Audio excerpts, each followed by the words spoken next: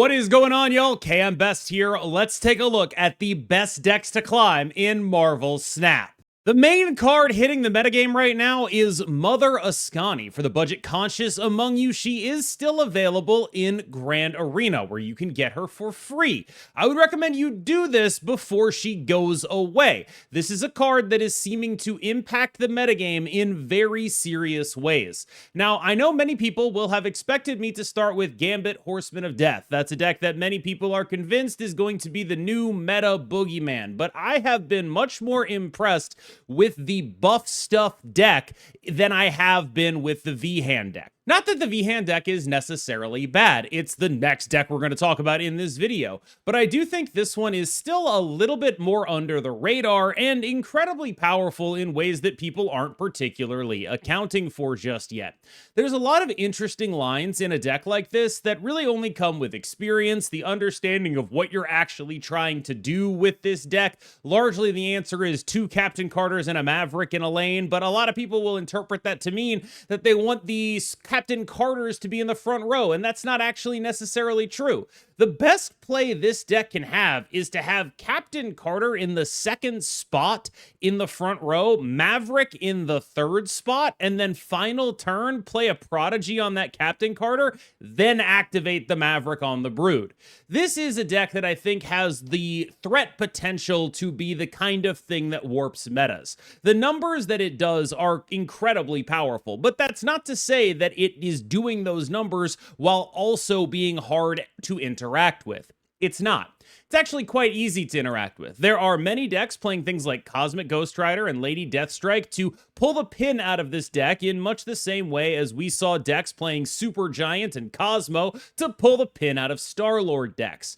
This is, however, a deck that I think people are going to have to respect if they want to try to beat. Whether that means running things like Shadow King or Lady Deathstrike or Cosmic Ghost Rider, either way, pay this deck some due respect or it'll be bully snapping you out of every game you play against it.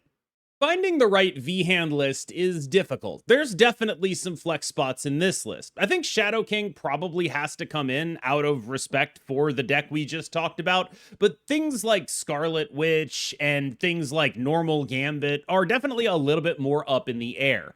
The thing is, you want to have cards that are good to copy with Mother Askani, and you also want to have cards that you actually want to play. And that balance is a fairly difficult thing to get to, because the more tech cards you run, well, those are typically cards you're saving for later in the game. Gambit especially, you just really don't play until turn 6, and, you know, you're really not going to rug pull that Limbo before you actually want to rug pull that Limbo. So the give and take in Mother Askani versions of the V-Hand list is largely how many tech cards am I willing to run on the off chance that one of them ends up sitting in the left side of my hand and really sucking it up.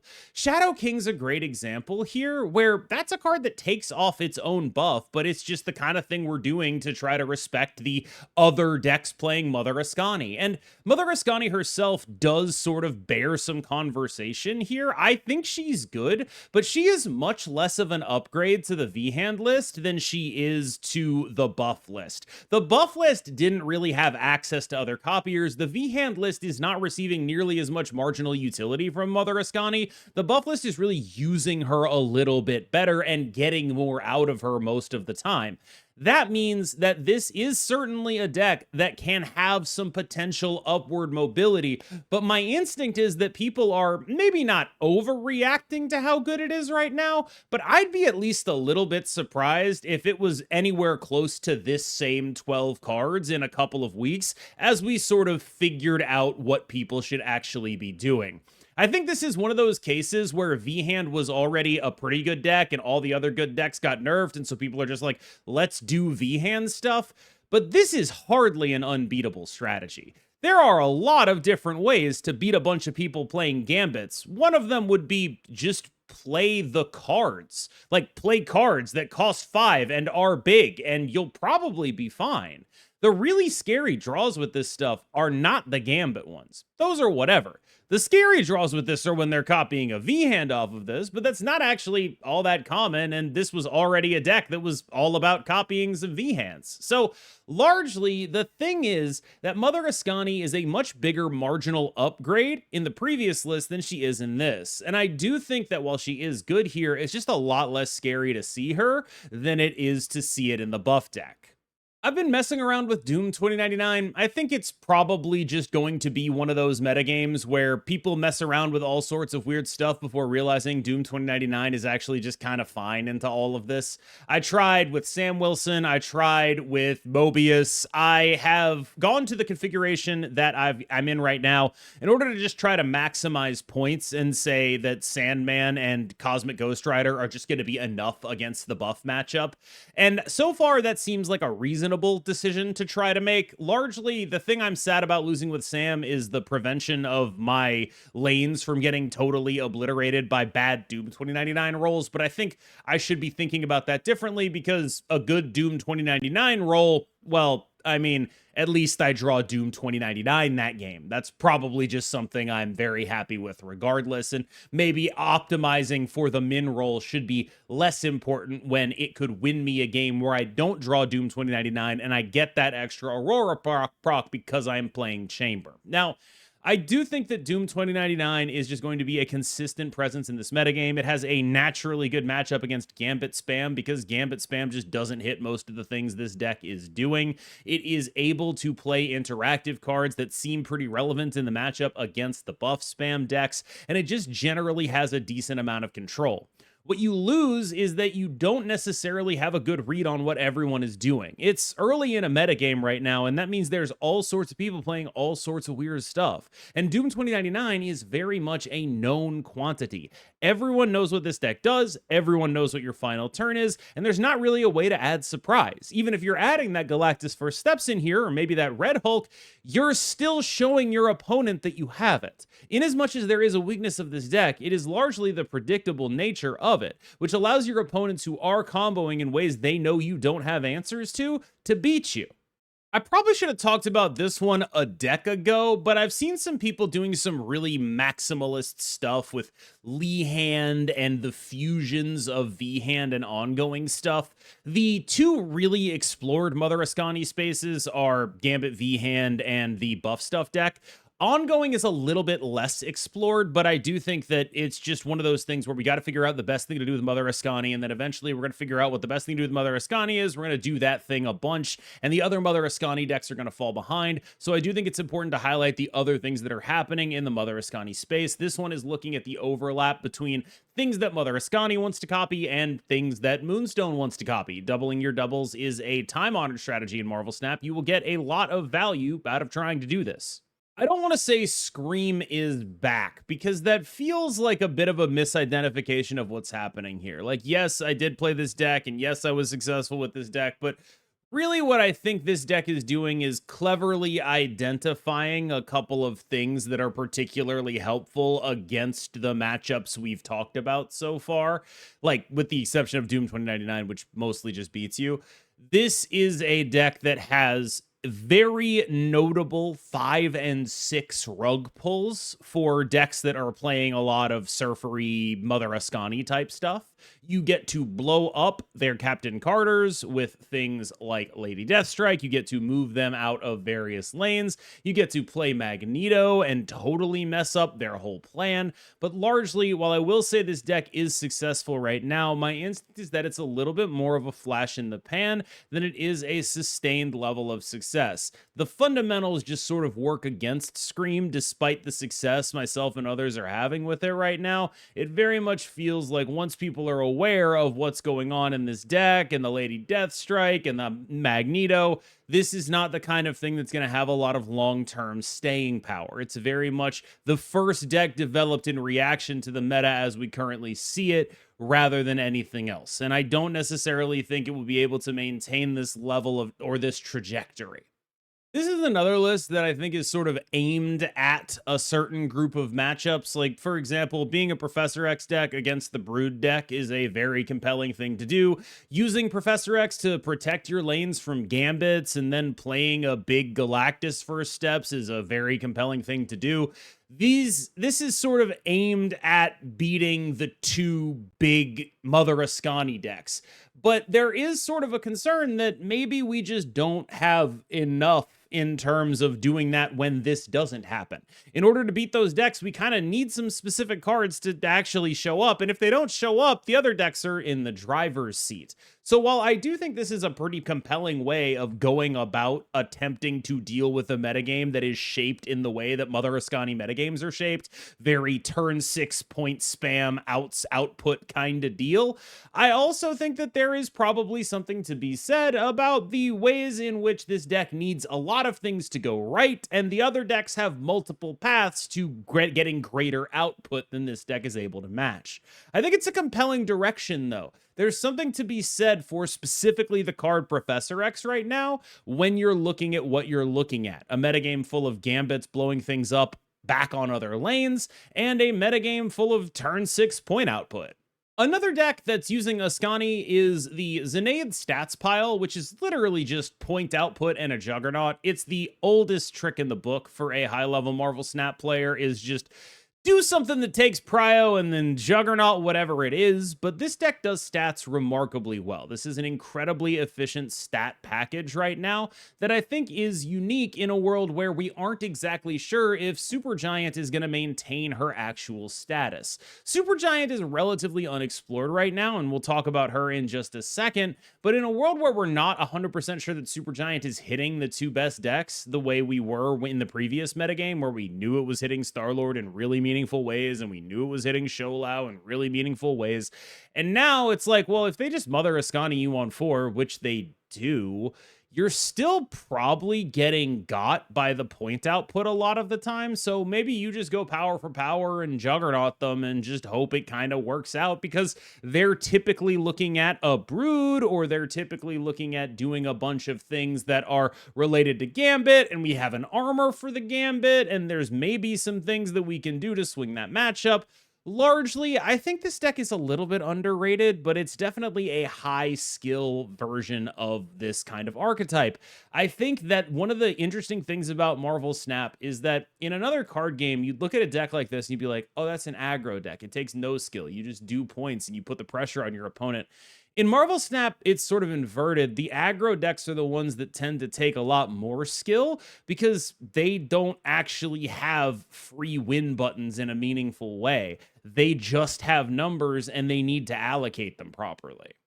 I've been pretty consistently impressed with the upgrade that the Luke Cage package has provided to Aurora decks. I really do think that for a while Aurora decks were languishing in we don't have enough points hell, and now A, the metagame feels a little bit lighter on those points, but B, you have a lot more points in the deck when you are playing Mysterio, Luke Cage, Man-Thing. Like, you hit that Mysterio, it gets to 9 power off the Aurora, that's an 18 power 2-drop. That's just the kind of thing this deck didn't have. This deck had a lot of very medium cards that were being made better. Now this synergy package means it actually has numbers in it, and that is a serious, serious upgrade. The Anti-Venom adding additional output to the deck as well is just unbelievably good. I know people are going to ask, do I need H.E.R.B.I.E? I think it's very possible that Askani-san is just a better card. I've been playing the H.E.R.B.I.E because he's a little bit better later if I actually need him most of the time, but Askani-san is a very real, very viable replacement. This deck is solid. The problem it has is largely one of output. Like, you are not necessarily going to be a deck that is afraid of Gambit. You are fine into Gambit because you have these big 5s. Like, that is a very real thing. They have these big 4s, these big 5s, these big 6s. You can beat a bunch of Gambits. It's going to be okay. But you are the kind of deck that does not necessarily have all the interaction necessary to stop your opponents from doing whatever crazy stuff they're doing. And because we're a Luke Cage deck, we maybe run out of the ability to play things like Mobius. And because we're an Aurora deck, we definitely don't have the ability to play things like Shadow King. So maybe the move is to take a Cosmic Ghost Rider and get the Thing out of here instead. There's a lot to be figured out in terms of what we need to do here. Maybe it's a Red Guardian, maybe the Drax has to go, a bunch of stuff to consider.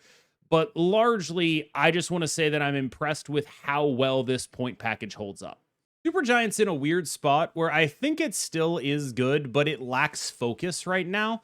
A lot of me thinks that maybe we just need to re-update the list for a new metagame, which is to say, let's get those face-down Shadow Kings back in here is part of where my thought process is leading me. I haven't done that myself because it's day 3 of the metagame, but I would not be surprised if the direction this deck took was shifting sort of back to the W build of this kind of archetype, where you're playing Shadow King and you're just trying to get like a face-down Shadow King off the Supergiant that deals with the buff decks. You can use the Supergiant to hide stuff from the Gambit. I think there's upside here. It's just a lot less pronounced than it was in previous metagames. And largely, if you play Supergiant and they play Mother Askani, they are probably going to be able to get their output past your Negasonics a lot of the time. Just being able to like have cards like Brood, right? Like that's just a really scary thing to do. There's just a lot going on in those decks that leads them to a position where I think this deck will have to adapt, but I also think that it very much can. Largely, the biggest thing is that I think this deck has a ton of potential, but it's been very tempo-focused for a while because just Supergiant and Cosmo and Negasonic were sufficient to be the tech package in a Sholau Star-Lord metagame, and I'm not sure that's true anymore. Phantomex is a really interesting pull in a world where people are doing what they're doing in terms of their Mother Askani decks. If people are going to be stacking up Captain Carters, well, what if they didn't have power? What if they didn't have even more power? What if they maybe got blown up by a Gambit? I've been very impressed with specifically the card Marrow recently, and I think I've mentioned this a couple times, but she's just a card that keeps showing up and doing a lot of work, and she does seem like the kind of card that will have a little bit of a bigger role in a metagame that is as potentially focused on buffs and destruction as this one is. Like, we live in a world where people are copying a bunch of Gambits, and we live in a world where people are copying a bunch of Captain Carters, and if they're copying a bunch of Gambits, it's really good to make those really small before they start copying them. And if they're copying a bunch of Captain Carters, it's really good to make those really small so they don't pass their buffs on. And you're just sort of looking at this and you're like, you know, I think they can solve the problem, but if they play it formulaically, I'm going to be able to put a hurting on them. And this is definitely the kind of deck that can absolutely put a hurting on them.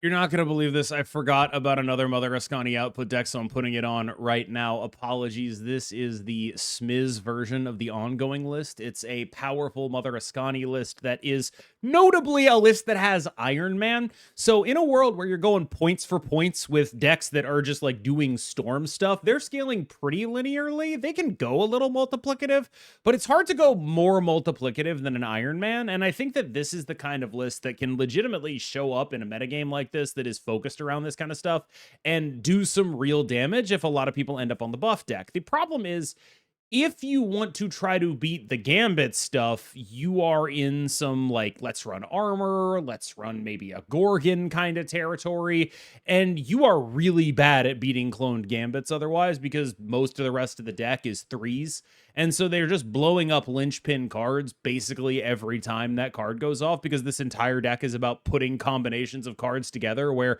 their sum is more than their parts. And that is obviously the kind of deck that gets very, very pin-pulled out by Gambit spam. If you want to put the Horseman of Death in a blender, you can play Denish's most recent Hela list. I don't even think this list is bad into the buff deck. I kind of think that this is the kind of metagame that Hela is really typically pretty good in.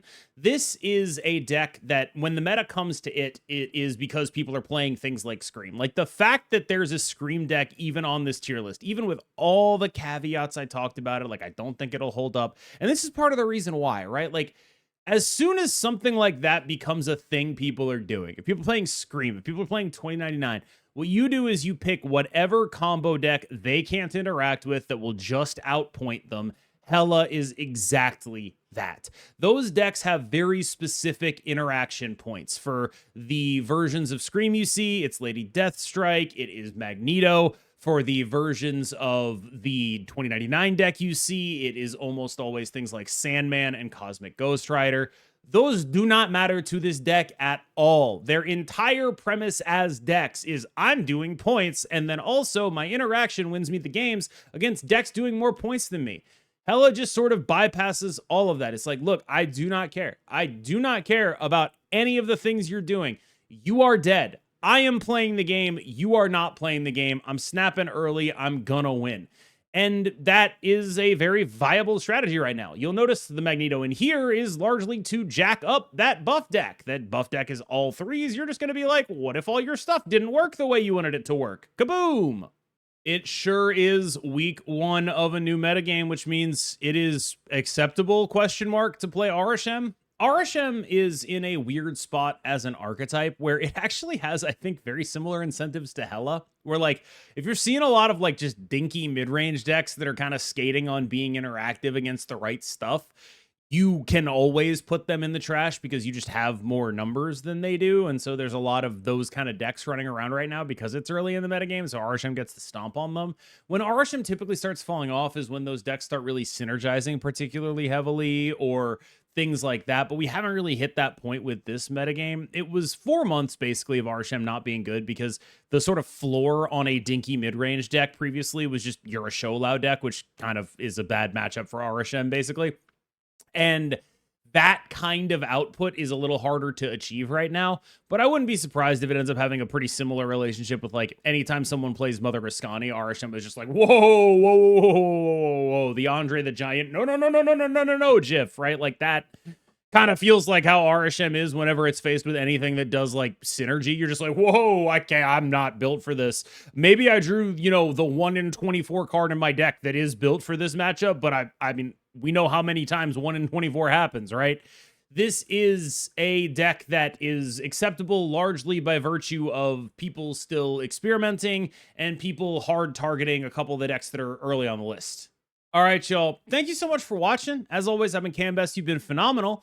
I did want to say that I think this is a super open metagame. Like, anytime people are playing things this dinky, you gotta be able to deck build. Like, there's just a ton of open space to explore. And even in as much as the buff stuff does feel like it might be prohibitive, the Gambit stuff might feel like it can be prohibitive, there's so much open space here compared to what it was only a few days ago that I really can't overstate it. I think there's a lot of room to be a creative deck builder right now in Marvel Snap. As always, I've been KM, you've been phenomenal, and I'll see you in the next one.